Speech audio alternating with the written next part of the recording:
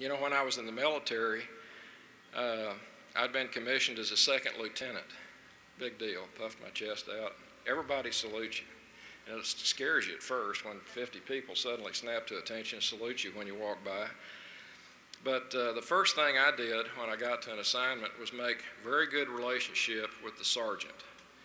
To be honest, I had the title. The sergeant called me sir. He would salute me. But the sergeant's the one that made things happen. I was green as a gourd.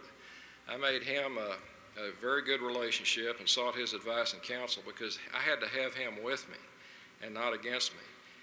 And if you need any information in additional to that on this topic of respect, see your mother. The other thing that's, I think, critically important has to do with change. The world changes every second.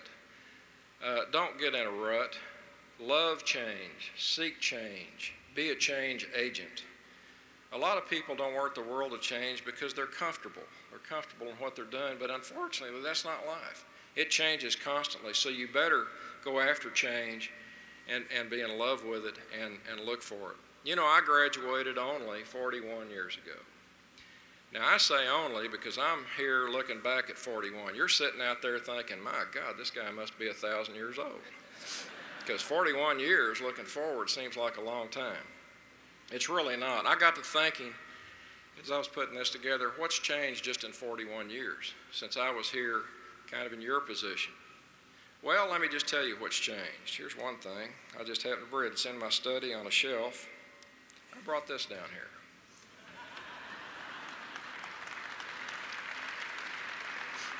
You all probably think this is a ruler. This was the high-tech way of doing calculations. You could do logarithms. You could take things to various powers. You could multiply and divide. And if you were an engineer and you had a little one that went in your pocket, you had one that hung on your belt, you had one back at the house, and man, when you did quizzes, you slid it like that as fast as you could and read numbers off of it. That was high tech.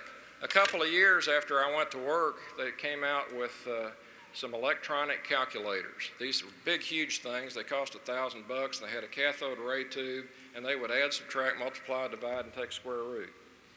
Boy, that was cool. That was cool.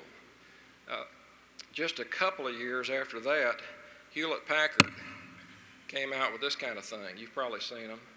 This one happens to be the 11C. It didn't look exactly like this, but it's very similar. The number of things you could do with this went up exponentially. The price came down exponentially. I thought it would be incredible to have been in school with this instead of this thing.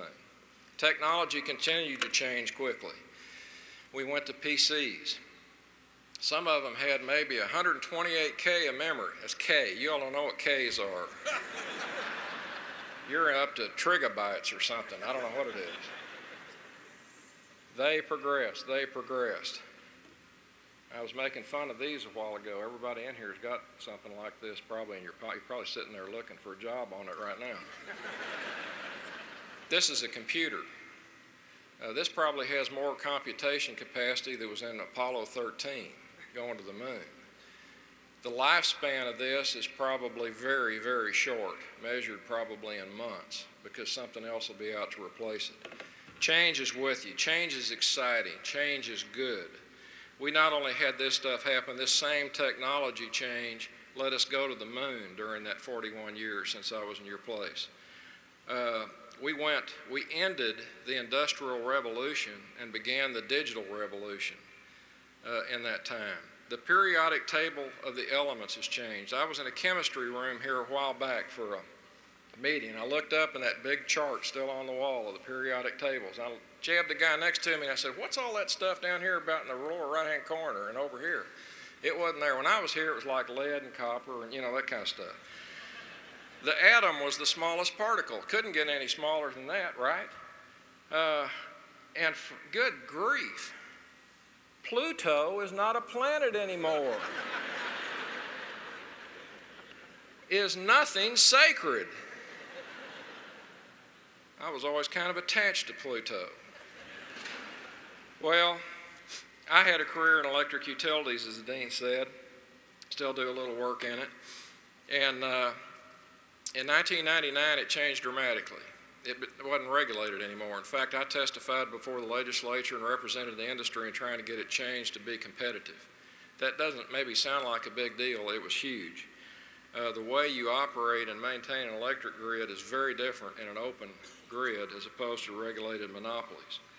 And one day I was the president of the company, and I was talking to a group of our transmission engineers about what we were going to propose to go to deregulation. I told them, you know, the way we've been doing it, we build all the power plants, and we deliver the power to all the load centers and have all the customers.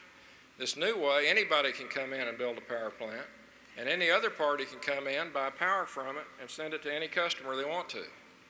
And one of the engineers raised his hand. He said, Tom, how do we design an electric transmission network if we don't know where the power is going to come from and we don't know where the power is going to go to?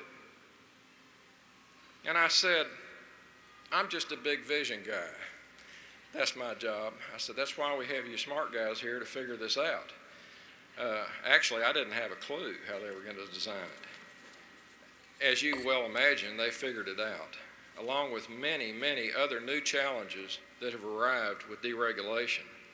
We were changing a 100-year-old electric grid into something very different for the future. And in fact, that's one of the focuses on the Energy Institute that Ray Arbach's just come down here to help us with at UT, is one of those types of applications. Anyway, what you've learned in the last few years, some of it has already changed. The facts, the figures, and the formulas. Therefore, you're going to have to keep informed, you're going to have to keep learning. And as you're doing that, by the way, don't believe everything you read. I read that Pluto was a planet. Don't believe it. Ask questions, stay informed, engage, get involved. Stay in touch with UT, by the way. Great resource as you go forward. So I think some great advice on this came out of a commencement address in 1977 by the speaker, who was Dr. Seuss, another great engineer. Dr. Seuss said, my uncle ordered popovers from the restaurant's bill of fare, and when they were served, he regarded them with a penetrating stare. Then he spoke great words of wisdom as he sat there on that chair. To eat these things, said my uncle, you must exercise great care. You may swallow down what's solid, but you have to spit out the air. And as you partake of the world's bill of fare, that's darn good advice to follow. Do a lot of spitting out of the hot air and be careful what you swallow. I think he was probably right on. I think one of the better refrigerator magnets I've seen says life isn't about finding yourself, it's about creating yourself. And we'll all be creating ourselves until we take our last breath, because the world changes instantly. I'm still working on myself. I'm kind of anxious to see where it's going to come out. You know, everybody's got a few bad habits, folks, and I'll confess one of mine's riding Harley-Davidson motorcycles. And I think there's another source of really good philosophy that can be found on motorcycle T-shirts. You don't have to go to the library. And one of my favorites says, it's not the destination that's important, it's the journey. And that's right on. And I wish each of you every success in your future and in integrating your engineering skills and everything that you're building in your toolbox into your journey. You know, you've seen, I've given you a lot of sources for follow-up on these topics of relationships, change, and the like. There's some great sources you can go to. Your mother, read more Dr. Seuss, refrigerator magnets, and motorcycle T-shirts. It doesn't get any better than that.